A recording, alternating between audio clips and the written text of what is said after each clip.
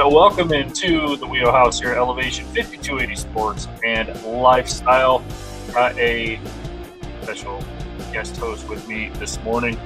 You know I'm from Undrafted Uncensored. Colin Zanker, how the heck are you? Oh, man, phenomenal. Excited for this last weekend of football. Excited to be here with you. Excited, hopefully, for some quarterbacks to do well today. We'll see how that pans out, but hopefully some quarterbacks decide to score some touchdowns and make some money today. Exactly, and Happy New Year's to you and to everybody, as it is officially 2025. Crazy how just the last year flew by, so we are in the new year. Have you set any resolutions? Have you broken one already? So I have one that I kind of started last year. So you know, Michael, some people don't, that I cook. That's my full-time, that's what pays the bills type of job. So I still do that.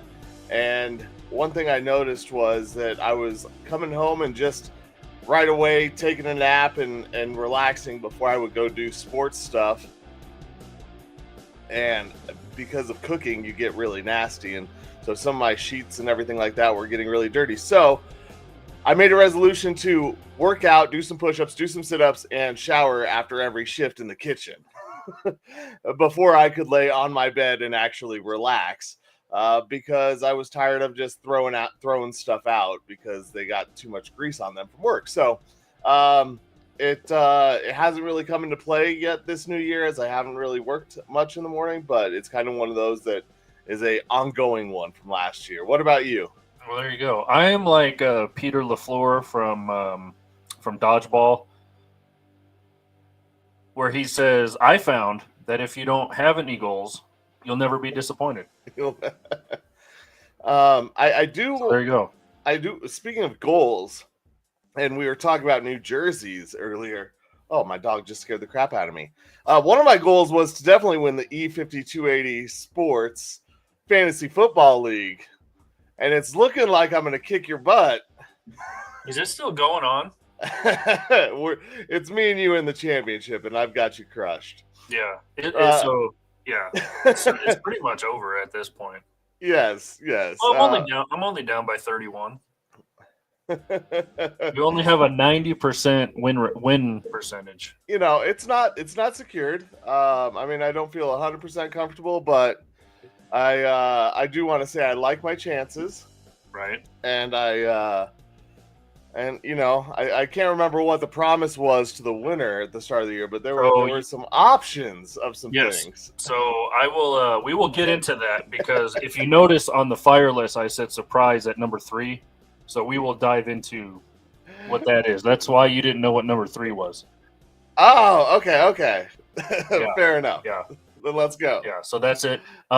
Quick reminder to like and follow, subscribe all of our social medias. Follow us on Instagram. You can follow Colin right there. His name is on the screen, at Colin Zanker on Instagram.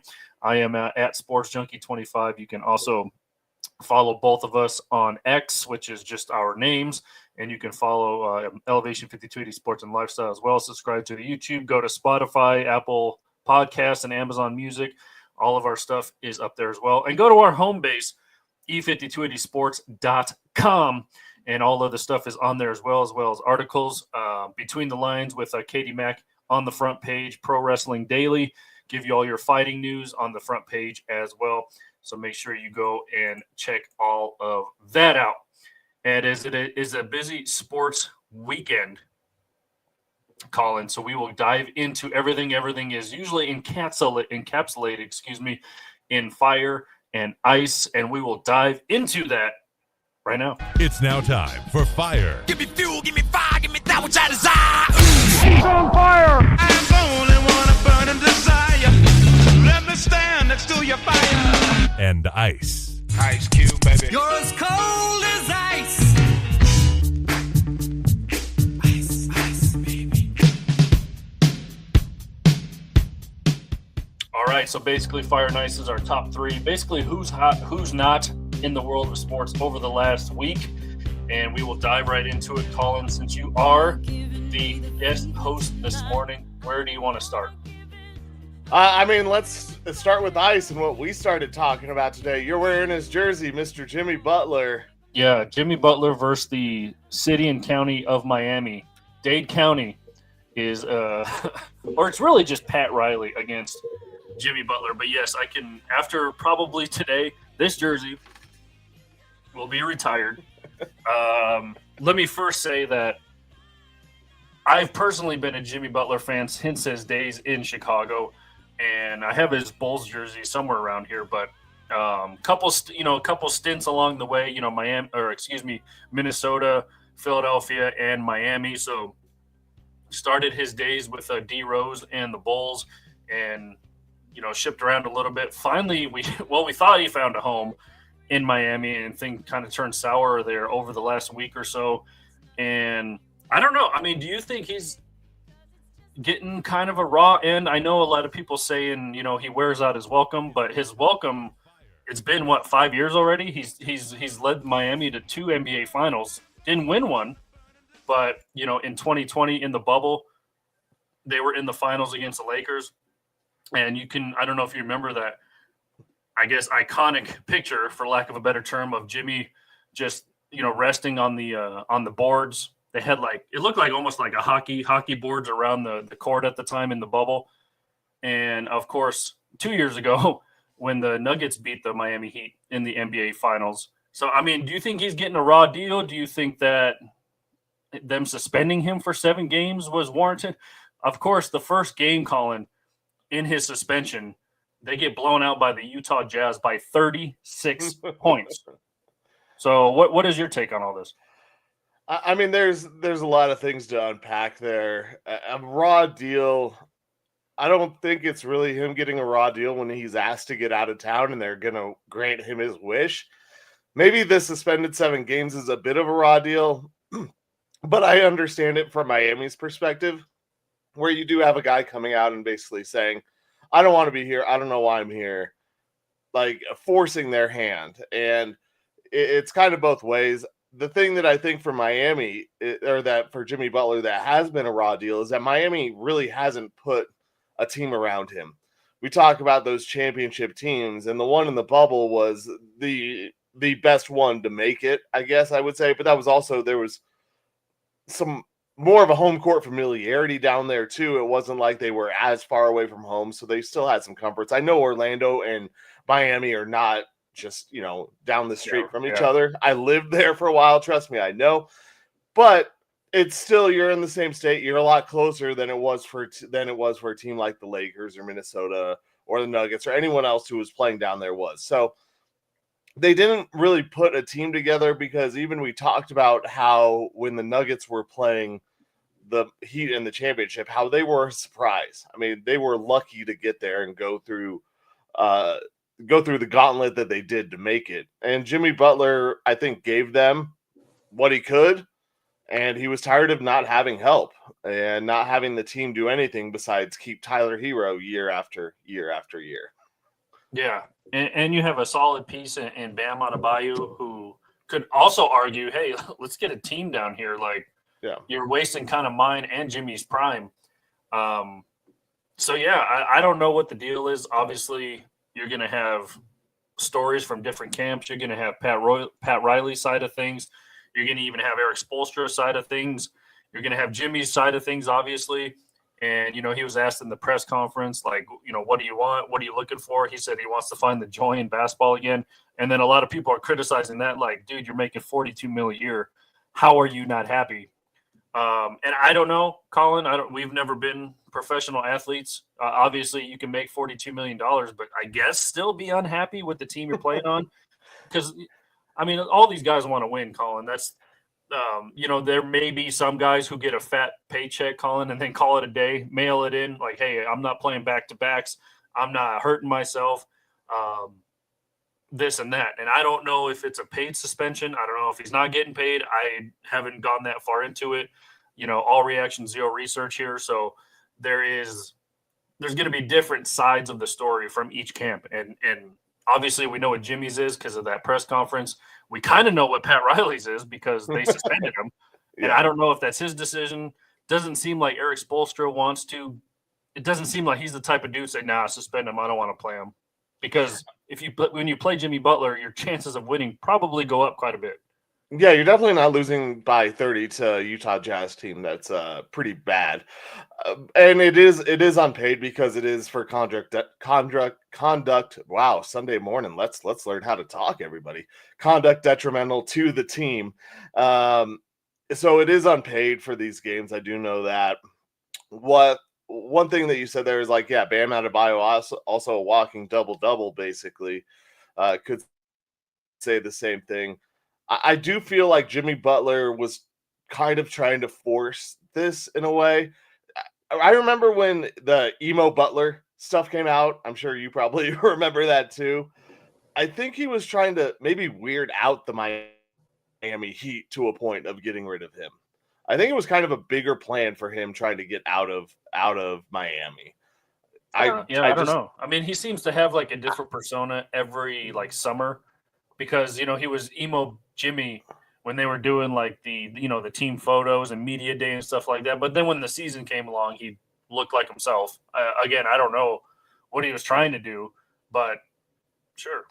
I'm not sure. I mean, I know he is his own cat, but like I kind of feel like he was trying to maybe do some stuff that was off the wall enough that might get him traded or work in his favor.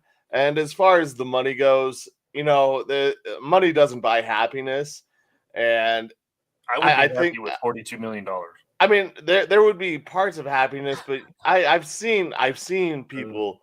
I've been a person who's made a really decent amount of money and blown it and not been happy in my life. Not 42 million worth happy, but you can definitely lose joy, and a work environment can suck the life out of you in a lot of ways. And so I think that I get it with Jimmy Butler, and I get the complaints going that way. And it's hard because we don't understand that. Yeah, making $40 million a year, how can you not be happy?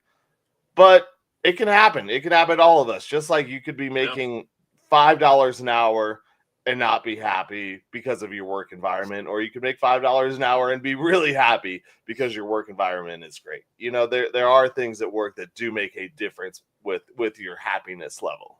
Yeah, and you again, you've led the team, and led. I don't know if that's a stretch, but you led the team to 2 NBA Finals in what? 3 years. 3 years. That's a pretty good amount. And you come up short in both of those, obviously. And I don't know, making $42 million, Colin, living in Miami, that sounds like a sweet deal. But I guess when you're not winning and you don't have a good team around you, I guess that's when you start slowing down the brakes a little bit. And and it's funny you bring up he maybe trying to force his way out of there. I mean, his name has been brought up in trade talks for the last 3 years. When it gets close to the trade deadline, nobody really wants to take on that contract, obviously. So nobody's really trying to make a deal for him. I mean, and I saw something from Brian Windhorst this morning. Not a big fan of his anyway, but he said the Miami Heat are getting lowball offers for him. So will he be moved by the deadline? I don't know. Will they straight up just eat it and release him? I don't know. That in order for him to maybe go to a team where he wants, he may have to just hope for a release and then sign where he wants. He's going to have to take a huge pay cut, but that's probably the only way he gets to where he wants to be, I guess. Well, yeah, the contracts in the NBA are guaranteed, so he's not. Yeah. No, Miami's eating it. He's not. Yeah. Whatever he goes and gets paid anywhere is just icing on the top. I don't think that it will really matter.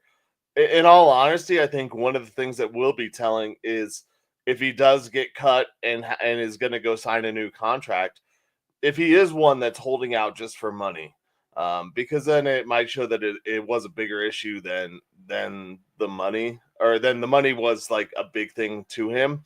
But if he goes and signs for a vet minimum, then he just really legitimately was not happy in a place like Miami, and he just wants to play basketball in a place he loves.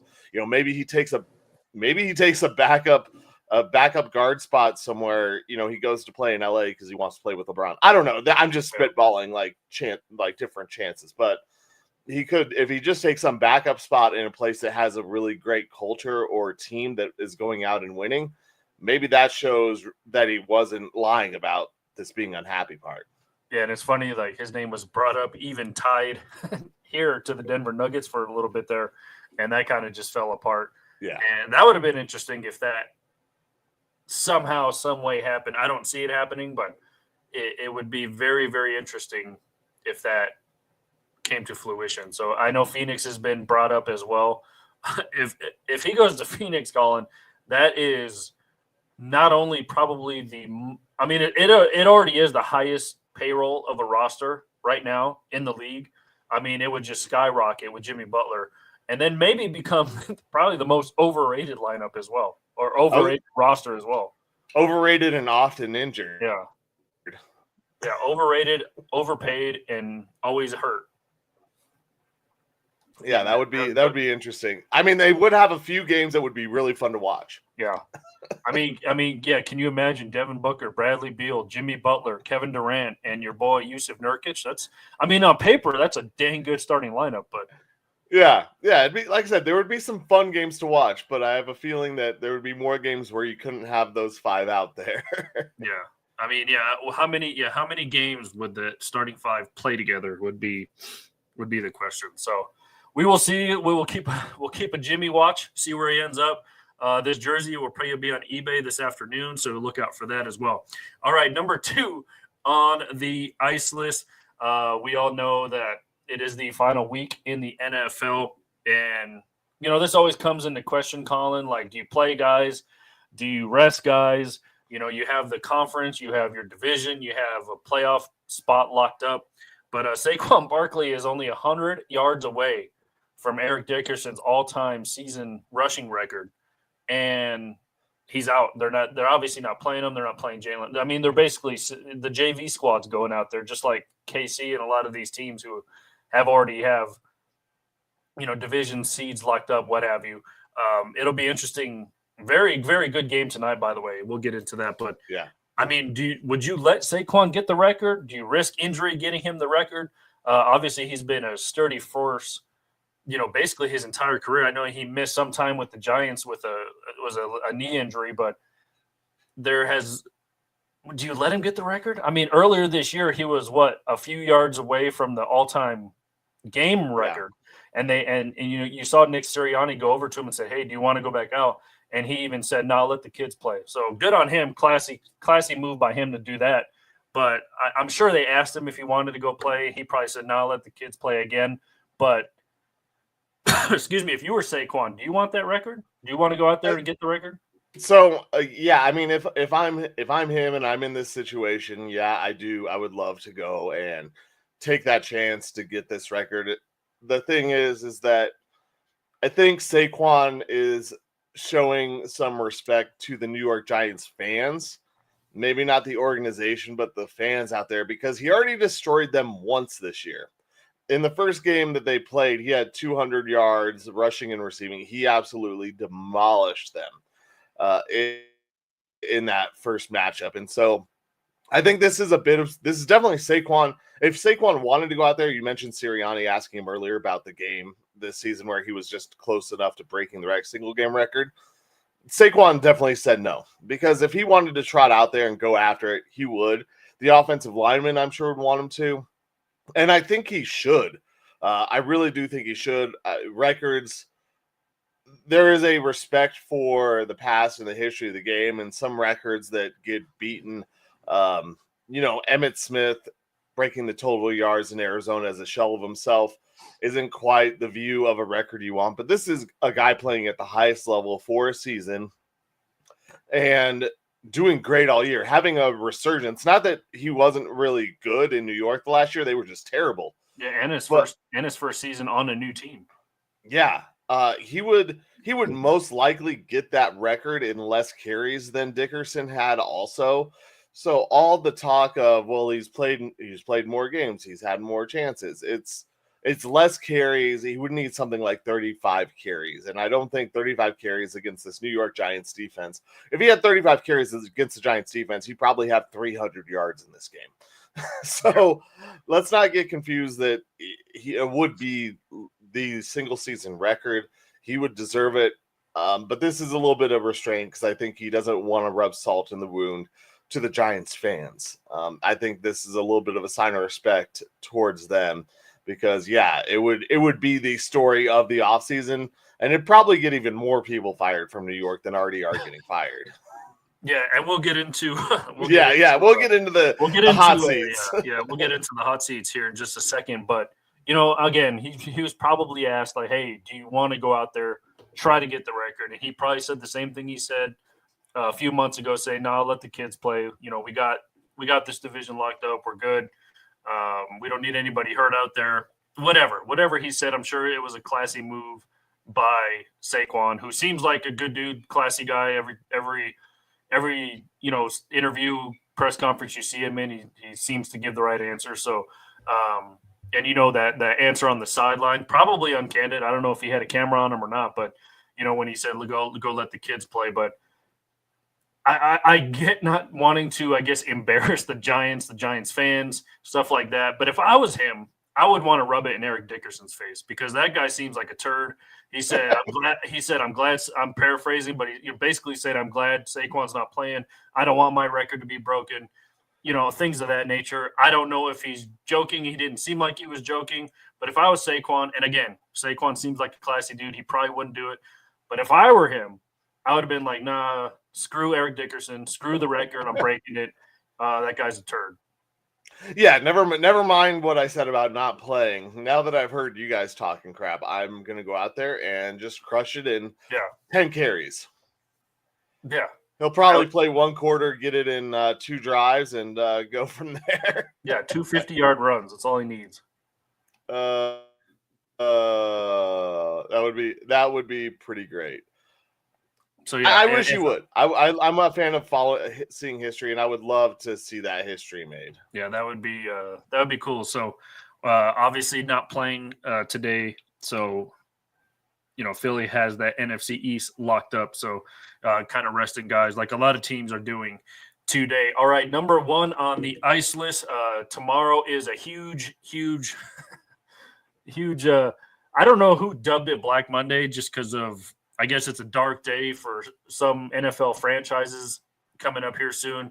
The Cleveland Browns already said that Kevin Stefanski is safe after a 3-15 season, and they did fire Ken Dorsey, the offensive coordinator. So we know he is gone. But Kevin Stefanski won Coach of the Year column last year or the year before after leading Cleveland to the playoffs. So I believe it was. Yeah, I think it was 2 years ago, wasn't it? Yeah. I don't know, but they kind of referenced it on Hard Knocks. So, but I guess if you're looking at these coaches, obviously Mike McCarthy is always going to be in the news for the garbage that is in Dallas. Obviously you lose Dak Prescott. A guy who just does not shine in the playoffs. So Mike McCarthy, it seems like he's always on the hot seat. You have a guy like Doug Peterson in Jacksonville, possibly not going to be there next year after kind of turning around that franchise last year. Do they give him another chance? A guy like Antonio Pierce in Vegas with the Raiders. A lot of these former players who turn coaches seem to not have very lengthy coaching careers. So I read somewhere that the Raiders are perhaps wanting to turn a corner. We'll see what kind of say Tom Brady has in that, being a part owner. Maybe Tom wants to go coach. He'd have to forfeit his NFL Fox calling duties. But, those are 3 guys that come to mind for me, Colin. Peterson in Jacksonville, obviously Mike McCarthy in Dallas, Antonio Pierce in Vegas. Who else comes to mind? Do you see those guys with their current teams next season? There are obviously the other 2 teams who let go of their coaches in the middle of the season. The Chicago Bears and the New Orleans Saints have openings, and I don't think their interim coaches are taking over at all. This is not – this is not who took over for the Raiders the first time? It starts with an S. Oh, my goodness. I forgot. The guy they should have kept. Yeah, the guy they should have kept. Yeah. Oh, my goodness. I just had it at the tip of my tongue. I'm sure it's going to come to me in a second. But this is not one of those situations where those interim coaches took over and did a good job. The other hot seats are obviously in New York, excuse me. New York, the Jets, and the team I mentioned earlier, the New York Giants. They have a possible hot seat there. People are talking about the Patriots and being a possible hot seat. I don't see how you can give a first-time head coach that roster with the rookie quarterback and Jacoby Brissett and expect good results. So I don't think there is a hot seat out in New England. The other teams out east are mostly do have set coaches or new coaches. Excuse me. Carolina's new. Jacksonville. Excuse me. That we mentioned Doug Peterson. That's the hot seat. And Jacksonville. Excuse me. Tennessee. So the other one, Mike McDaniel. There were rumors that McDaniels could possibly be out, in trouble last year. Yeah, I was just going to bring his name up. I don't think you can let him go this year. So because I just think that there were a lot of things going on around that team that were really weird, and I don't think it was his fault. It started off with the Tyreek Hill getting arrested, to his concussion, and they still play decent football, and they're still in the hunt. Yeah, I was just going to say they have a very slim chance to make it. Yes. So I think that what the teams you mentioned are the teams that are going to be there at least for new openings. It's going to be Oakland. It's going to be Dallas. I think they still keep McCarthy. I don't think Jerry Jones wants to go out there because Belichick already signed with Duke. So I think McCarthy does stay, but I think Las Vegas. I went Oakland on it. I think Antonio Pierce is gone in Vegas. I'm surprised Stefanski stayed in Cleveland. He seems to be, a cat with 7 lives, and I'm skipping that last. How about the Colts with I forgot his name. Steichen, yeah. Shane Steichen. Well, this is once again. I think you're in a situation where it's his first year there, right? Yeah, he just signed this offseason, or is it his second? Either way, I think I want to say it's a second, but I'm not too sure. I think that for the Colts, you got a quarterback in Anthony Richardson who can't stay healthy or who decides to tap out in the middle of games, and I think you botched that pick.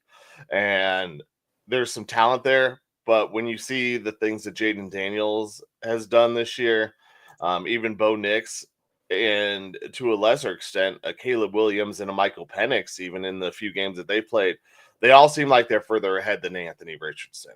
So you missed that pick. So you got to give him a chance with a quarterback who, who can play in the NFL. Right. Yeah. So we will see what happens with all of these coaches. It's going to be, again, does tomorrow loom over a lot of these guys? A lot of guys obviously on the hot seat, even towards the middle of the season. And this is the Raiders coach you were talking about, right? Yes, yeah. Yes, Rich. His name is Rich. Bisaccia. Yeah, Bisaccia.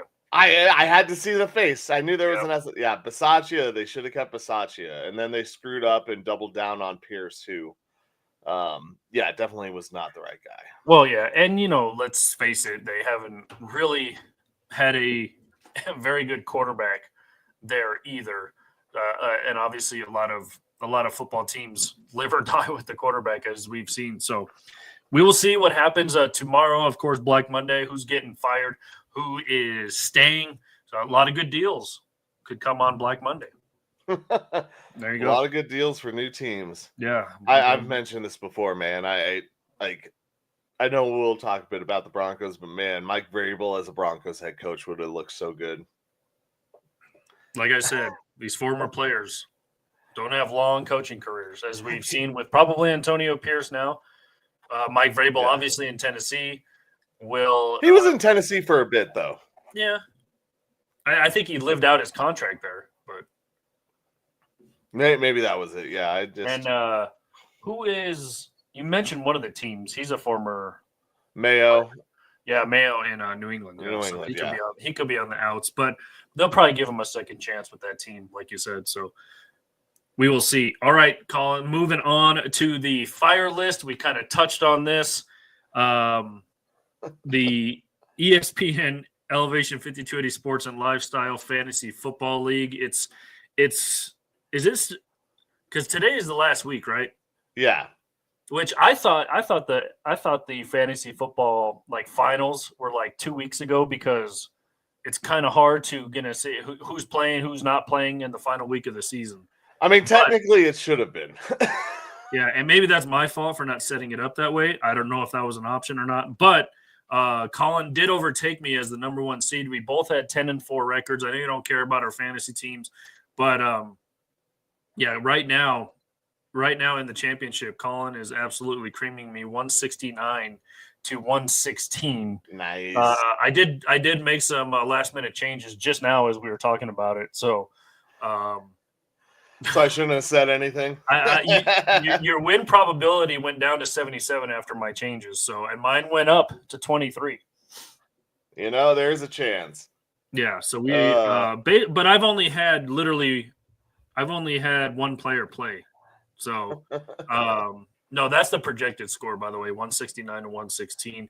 I've only had Najee Harris play. He did give me a touchdown. So I am losing 38 to 15. But we will see. We will see what happens, Colin. But if you were to win, first place does get to choose tickets for a sporting event of their choice. So, okay. Well, this Sunday afternoon at 2:15. I don't know if that'll happen because the championship will not be over. Yeah, no. Your only choices would probably be, since we are here we are located in Denver. Your choices would be an Avalanche game, a Nuggets game, possibly a Broncos playoff game. But that's risking it. Well, I highly doubt the Broncos are going to have a home playoff game. In fact, that's what I mean. It's very, have a home playoff game. Very slim. If I could get tickets to watch the Broncos on the road in the playoffs, no, actually, I don't want to see them get demolished in the playoffs against Buffalo. Yeah, it would be an Avs game, of course. Nuggets games are fun, but I love watching live hockey. And but yeah, it really, we'll see how it plays out. But the season was a fun one. I mean, it was me and you at the top the whole time. It was basically really good competition. See, I'm hoping I win, so because I'll be saving money. So, but either way, first place gets tickets to a game. Second place gets a jersey of their choice, and third place you get $50. So either way, the top 3 win. So if I become second place, Colin, I may trade this jersey in for another one. I was gonna say you're getting a new Jimmy Butler jersey anyway, so you might as well just go back to your original roster with what you had set up. I'm good with only 2 Jimmy Butler jerseys. Probably going to be down to 1 after today. Yeah, the season. It's always sad for me. I love fantasy football. I love football season, and to come to an end at this point. I want to make sure that we aren't going into this. Oh no, we are. I will talk about it in a second as the last week of football. But I'm excited to see how this plays out this week against you. Yeah. So the third place game pretty much is between Locke Hoover. You can catch him. Lock It Down Sports. His podcast comes out every Friday. He is projected to lose to Dante. Dante with the co-host on Paisan Sports every Monday. So Dante's Inferno has a projected score 129 to 127 over Mr. Hoover there. So that third place team or that third place game, it's projected to be pretty close. So they both finished the season, or they're both heading into this third place game with a 9-5 record. So we will see who comes away with $50, who comes away with a jersey, and obviously who comes away with tickets after today. Yes, sir. Yeah. So there we go. That is your update on the E5280 Sports Fantasy Football League. I would say good luck, Colin, but I hope you lose, even though you probably won't, because usually those projections are are I wouldn't say spot on, but pretty close. Yeah. Either way, it's a win, whether it's a jersey or tickets to a game, in my opinion. There you go. There you go. If I win, Colin, right here for you, free. You're gonna pay it forward. Yeah, just keep it. It's called recycling. We need to save a minute. I thought it said of your choice. I choose not to stick Jimmy Butler. Did you read the fine print? Oh, you put something in like 2 font? Yeah. There is an asterisk. There is an asterisk there. All right, number 2 on the fire list. Speaking of final weeks in football, we are down, Colin, to the college football playoff semifinals, which, I mean, a lot of people were kind of upset with how this whole thing was structured. I'm glad that they thought of a new idea finally for college playoff season. I mean, it kind of diminishes every single bowl game, but they try to spice it up, even though it is like the college football championship semifinals. It'll say like at the whatever Music City Bowl or something like that, even though it is the college football championship semi. I mean, Ohio State absolutely demolished number 1 Oregon by 20 points. Number 5 Texas upset number 4. I don't know if that's really an upset, depending on how you view the seedings. Penn State rolled over Boise State 31-14. So we are down to the semifinals. I don't know how many people projected number 7 Notre Dame against number 6 Penn State, speaking of Saquon Barkley. And so that'll go down next Thursday. January 9th is that game. And, of course, you have Ohio State and Texas. So none of the top 4 seeds in this thing even made it, Colin. Are you glad to see that kind of, I guess – what's the word I'm looking for? Parity, or did you foresee any of these teams? I know how Ohio State and Texas were on a lot of people's list. Notre Dame ranked 7th, even though they only lost 1 game. What is your whole view of not only the college football playoffs, but is bowl season just kind of diminishing with this? What's going on? I think they've definitely brought some more interest, but some of that interest definitely waned very quickly when, especially in round 1, all the games were blowouts. I had Texas winning it all in my bracket, so I'm still alive, even though I chose a lot of wrong things. My only team that's still alive is Texas in my bracket, so I need them to win it all for me to win, and then I do win my whole bracket at the radio station. But the one thing that I have an issue with is the automatic buys, because you're giving 4 teams that all went into their matchups as underdogs buys, and that's not really giving the 4 best teams in college football the bye, which is what it should be. And then having Oregon play Ohio State in a matchup that is, I mean, it would be unfair to any bracket in March Madness, because it would be having basically 2 1s on the same bracket, or in the same same conference, same side. It would just be unfair. You would look at that and be like, what the heck are they doing? So I think that what needs to happen is the automatic buys need to be looked at again, as far as just going to these conference winners, because Arizona State, I know they put up a good game against Texas, but Boise State, they did not deserve a bye. I do believe Oregon deserved a bye. I sit there and I look at it, and it didn't make a lot of sense to me about why these teams were going to get a bye. So you got to have some eyes on it. You have to have some common sense when you're making these brackets. And maybe it is reseeding. Maybe you guarantee that – I don't know how to totally fix it. I don't have a perfect solution. But I do want to say that if you're a better team, you should be getting the bye. It should be repicked. Your seeding should be redone from whatever they are in the season to say, hey, these are the best teams. These are who we're selecting as our buys. Or you just make everybody play. You make it 16 teams, and you add 4 more teams to it, and everybody plays in week 1. You have no buys. Yeah, and I kind of want to see, maybe not as many teams, but I kind of want to see a bracket like college basketball. Obviously single game elimination.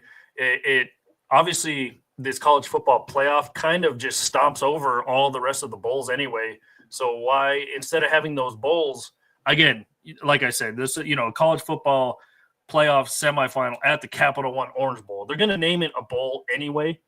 So just have it all part of the bracket for the playoffs. Maybe not maybe not 116 teams like college basketball does, but maybe like like you said, you want to raise it maybe up to 16, maybe a little bit more than that for a bigger bracket and stuff like that.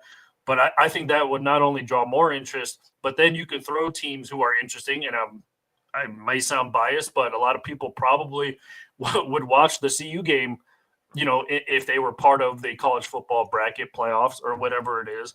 Yeah. Obviously they didn't show up in the Alamo Bowl, but I mean, they're going to name it a bowl anyway, Colin. Everyone's more interested in this college football playoffs anyway. So I would say just make it a larger bracket, not maybe to the magnitude of college basketball, but have something like that.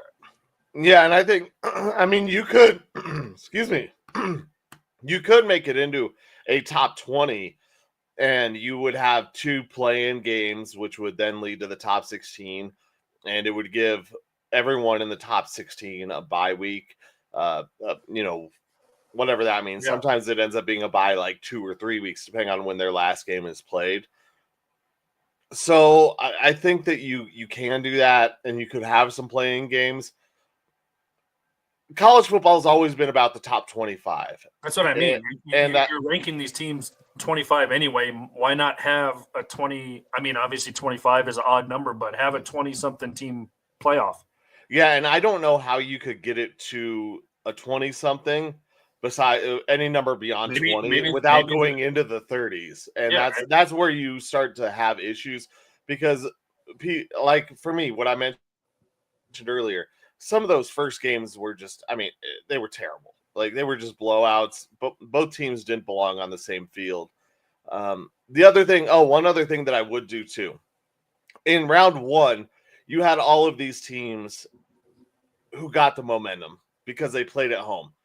We saw what Penn State did. We saw what Penn State, Notre Dame, we saw what all of these teams did at home, and it helped gain them some momentum, I think, going into these games that were on neutral sites. So I think there was a bit of an unfair advantage for these other squads that had to come in and play them. So, yeah, you're right. Make it all bowl games. Make them all neutral sites, or as neutral as you can. I know Texas is playing in Arlington this week, which is a few-hour drive from Austin. But you know what? That's the way the cookie crumbles. Sometimes in March Madness, you get games that are closer to home too. It's just what happens there. So don't give these teams a home game, though. If you're going to have a true playoff type of thing and you want to make it like March Madness, have it be in neutral sites, have them be at bowl games, name them all that, and then really give these other teams a fighting chance. Do I think that some of the other underdogs would have won in that week? Maybe one of them, or at least it would have been a better chance. You would have had better games than we got. Yeah, and you can still, do 25 seeds, and the number 1 ranked team, they're the only one who gets a bye. Something like that. I don't know. That wouldn't be bad, because then you're the number 1 team, then you're facing off against, one of the bottom 20 seeds, or bottom half seeds in the next round.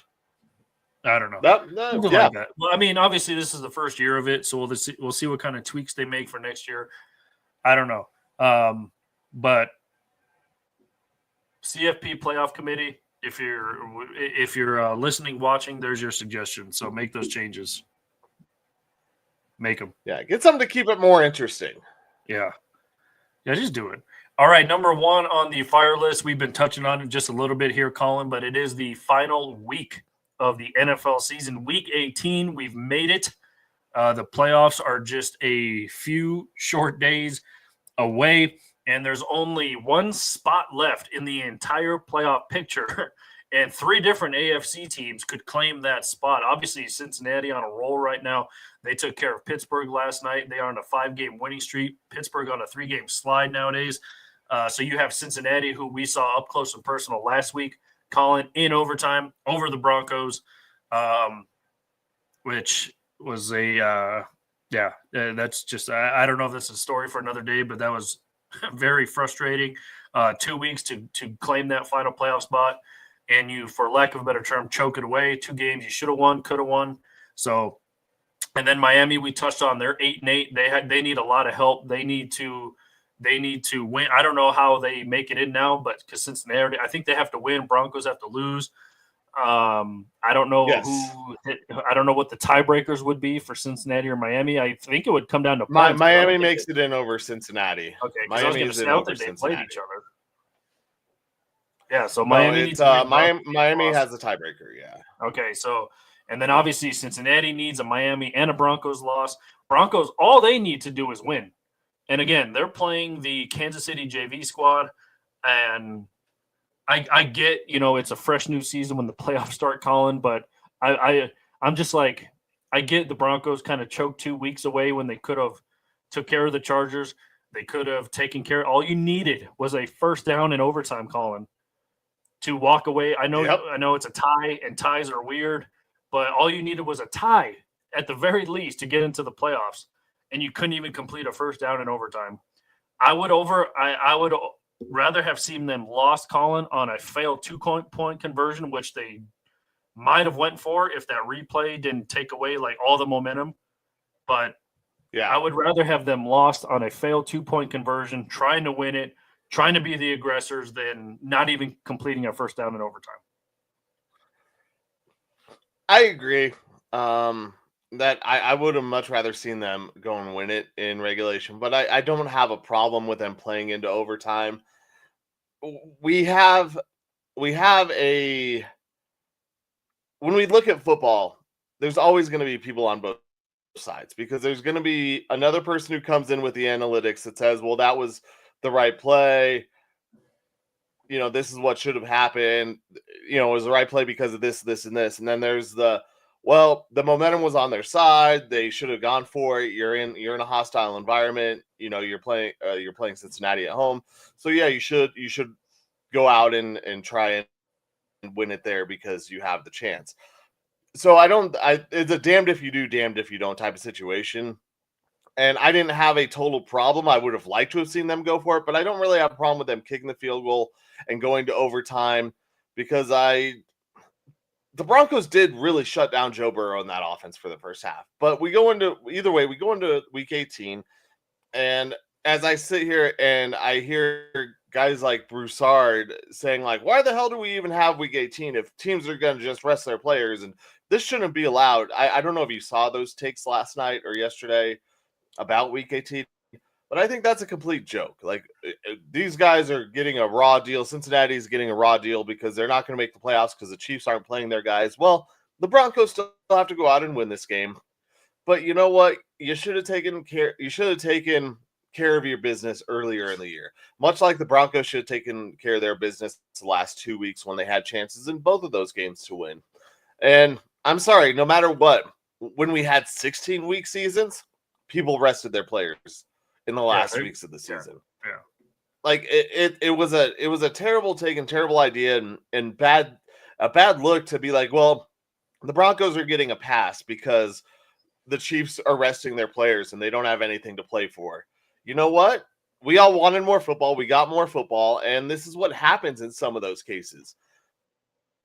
And not all teams are having to rest their players, because we saw last night with Lamar Jackson and the Baltimore Ravens, they played all the way into basically the end of the fourth quarter against a Cleveland Browns team that was out when they basically had their spots sealed up already. So there's one example this year, or excuse me, two.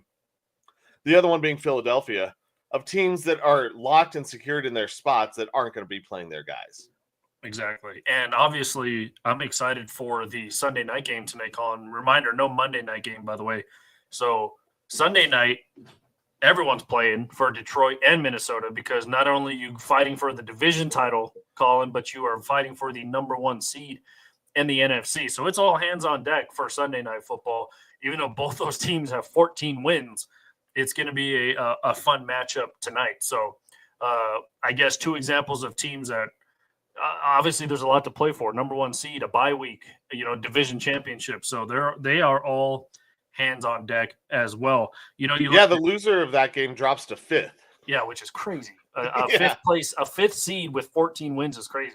Right? Unbelievable. That is the game of the year. I hope that it lives up to the hype, except for Sam Darnold, now that I see who you threw in. I had to. I really do hope, though, that game ends the season on a bang. I think that Minnesota's actually a really great story because a few years ago, they made the playoffs and they were a total paper tiger. They were a team that you saw make the playoffs, and it was mentioned that they won so many close games that they were a team that nobody was really afraid of. Yet they won. I was it 9 games by 3 points or less or something like that, something crazy. And now they're a legitimate contender.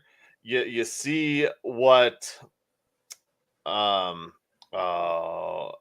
DC Flores has done. You see what Flores has done with that defense in Minnesota.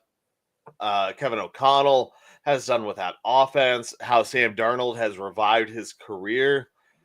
It's a pretty cool story, and to see them going up against the Detroit Lions team that has now become a darling of the NFL. Dan Campbell, who is the guy, ultimate guy, players coach, biting kneecaps. Yeah.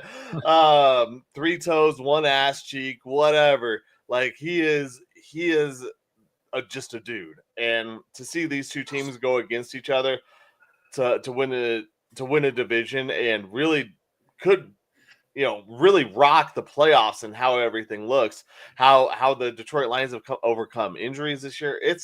There's so many storylines going into Sunday night, the last game of the year.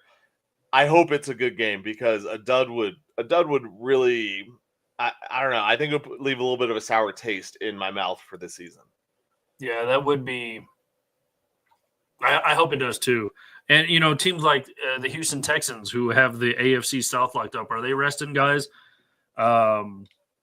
Teams like the Buccaneers, are they resting guys? Are the Bills resting guys? I mean, they can't really move up or down. Is Josh Allen playing? They everything I've heard is that they are playing. I don't know with the implications after last night's games. I know the Chargers are going to be playing because they can overtake the Steelers for their spot. The Texans, I've heard, are still playing their guys. I don't know if it's for the whole game or not. Like I said, it might not be the whole game. Commanders, these guys are going out for some of it. Really. Commanders can't move. But the Buccaneers do still. The Buccaneers do still need to play their guys because the Falcons can still overtake them. Yeah, because Falcons coming in 8-8, and they could potentially be 9-8. And if Buccaneers lose, they could be 9-8. Yeah, and I think the Falcons have won both those games. Yeah, and that's exactly why the Buccaneers need to win that game. So there are still games that are going to be played and guys who need to play in them. Do I feel sorry for whoever ends up 4th in the NFC because they're going to play either the Vikings or the Lions, and I don't. Whichever team that is. Yeah. It would be the Falcons. I was going to say, wouldn't it be the Falcons or Bucks? I'm pretty sure it's Falcons or Bucks can it be Washington? I believe it can be Washington too. It's going to be interesting to see what the Chargers do against the Raiders as well, because they have are they playing guys? Because they do have the tiebreaker over Denver, so they would need to win. Right. They are definitely playing guys because the Steelers lost yesterday. Oh, that's right. So the Chargers can jump them, and they'll play Houston if they win this game instead of playing Buffalo.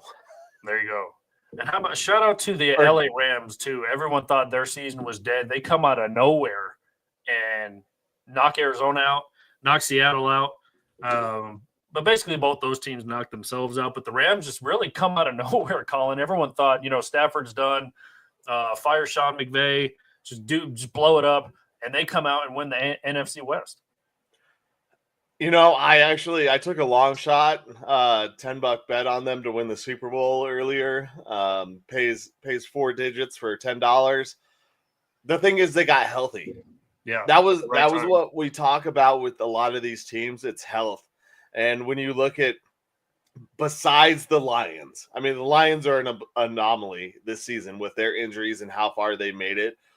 But most of these teams that we look at that we're talking about in the playoff hunt have been relatively healthy throughout the year. Not all of them. We mentioned the Dolphins earlier and their injuries. I know the Buccaneers had some injuries early on, but they got their guys back. These guys are getting healthy at the end of the season, or they've been healthy for most of it, maybe missed a few weeks here and there, which happens. It's all about health in the NFL. And you look at a Raiders team who's at the bottom of the barrel. I mean, they went through injury after injury after injury on that squad. Not that they would have been really good, but man, they suffered injuries. The Cowboys suffered so many injuries this year. A team that was, the division champs last year and got blown out by the Packers in the playoffs. Packers suffered injuries, and they're still in the playoffs, but they're on the lower end of the teams because of what Minnesota and Detroit has done.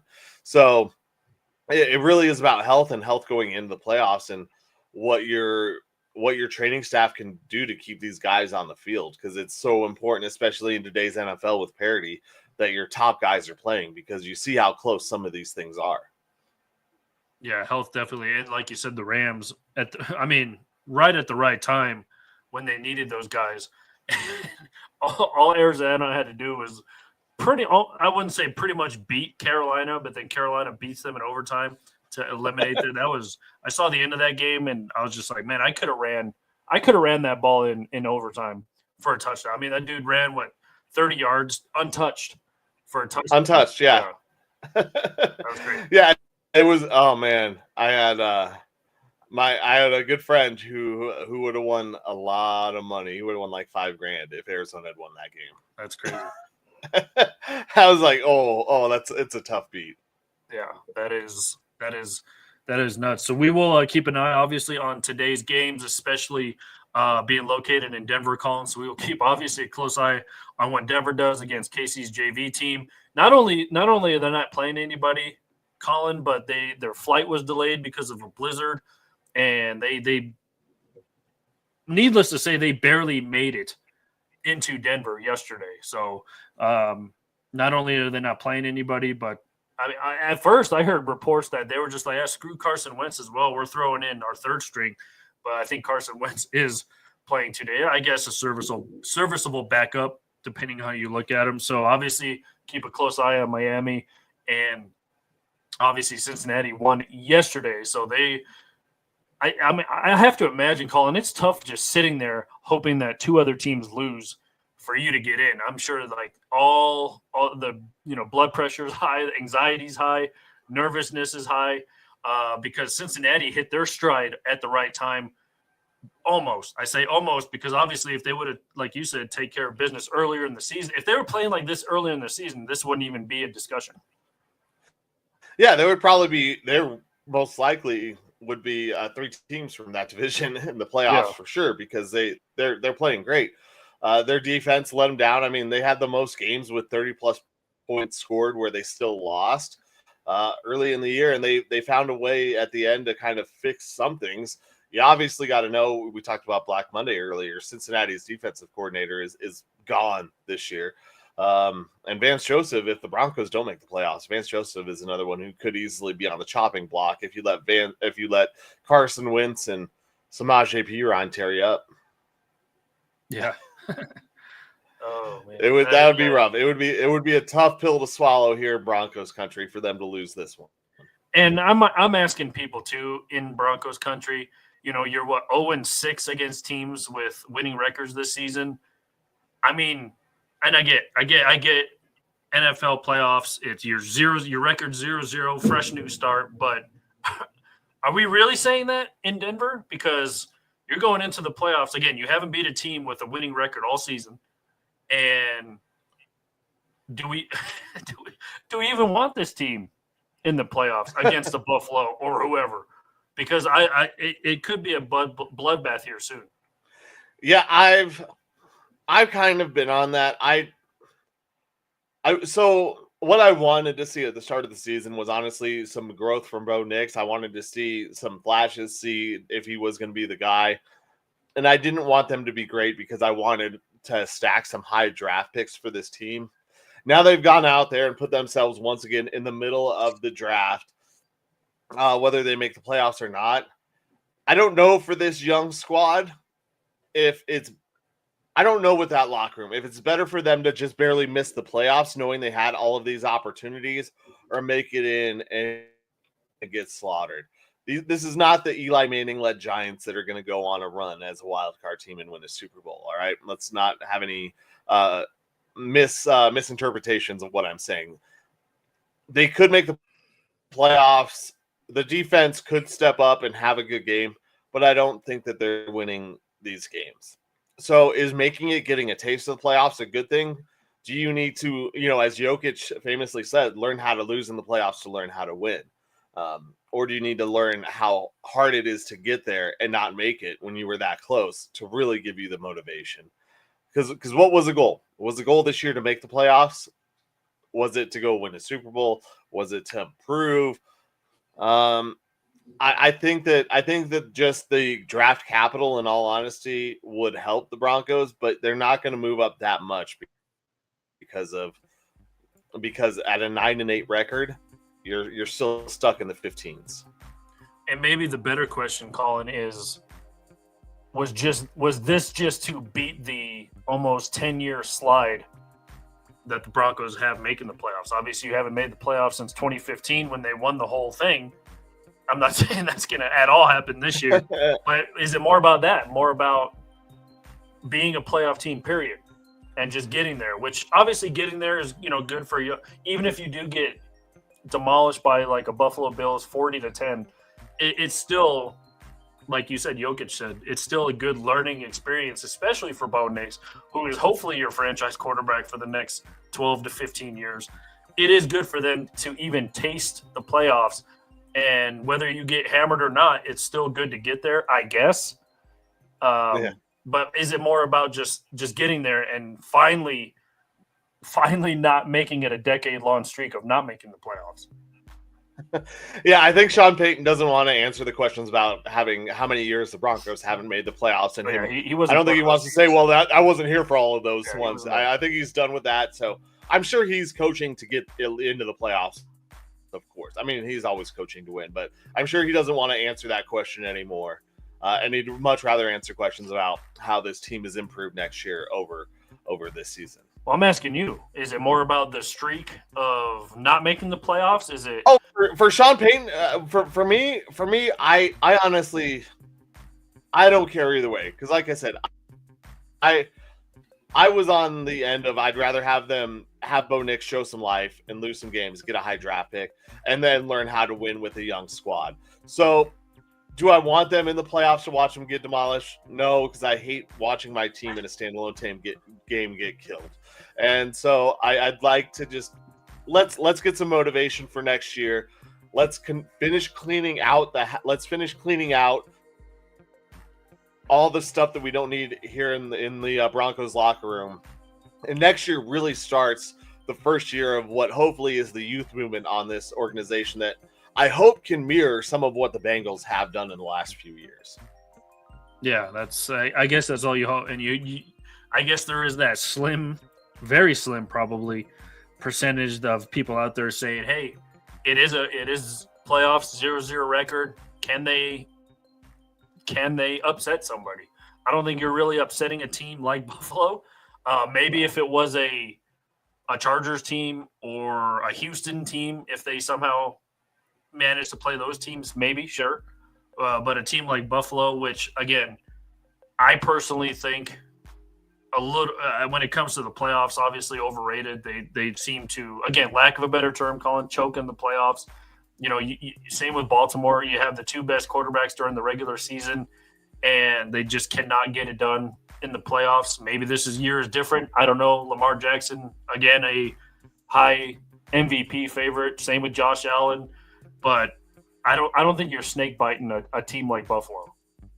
Yeah, and I know this is going out on a limb here, but if the Broncos make the playoffs, there is no way that they're winning 3 games and going to the Super Bowl. All right, like you can surprise a team, but you're not going to surprise 3 teams and get to a Super Bowl. Like that is not how this NFL is built anymore. And so like I said, it would be fun just to have them make it and get off the schneid, but I just want them to win today, in all honesty, because losing 3 and having the chance, but I just don't want to get blown out. Yeah. But yes, if the Broncos go on a run and win the Super Bowl after I said that, clip it, meme it, whatever the hell you need to do, because I'll admit that I was totally wrong. Yeah, so I don't think they're snake biting a team like Buffalo or Kansas City. I know they whatever round they would play them in. Like I said, they would have a chance against the Houston or against the Chargers, somebody like that. But let's not overthink it here. Yeah, the Ravens already demolished the Broncos. Yeah. Again, 0-6 against teams with winning records, and all the teams in the playoffs have winning records. So there you go. We'll see if that formula translates into the NFL playoffs coming your way here very soon. Again, last day. Yeah, games just started. Kickoff. There you go. We are going to get out of here, go and catch these games. Colin, thanks for filling in this morning. Yeah, man, it was fun. Glad to jump on with you. All right, and I would say good luck to your fantasy team, but I'll wish you good luck because you'll need it.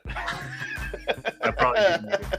All right, don't forget to go like, subscribe, and follow all of our socials: YouTube, Spotify, Amazon Podcast, and Apple Podcasts as well. Follow all of us on X as well. Go to our home base, e5280sports.com, to catch up on all the shows as well, all in one convenient place. This and a lot of our podcasts brought to you by Pikes Peak Sports Cars, so go check them out. If you're in the Denver, Colorado Springs area, chuck on down there. They put on a lot of shows, a lot of cards. If you're into Funko Pop, stuff like that, they got it all. So make sure you go and check them out. But we're going to get out of here. Enjoy the games. We'll see who sneaks into that final playoff spot in the AFC. We hope it's Denver, but if it's not, then I guess no anxiety until next season. Yeah. There you go. Bye, everybody. All right. For Collins Anchor, I am Michael Spillin. We will talk to you next week.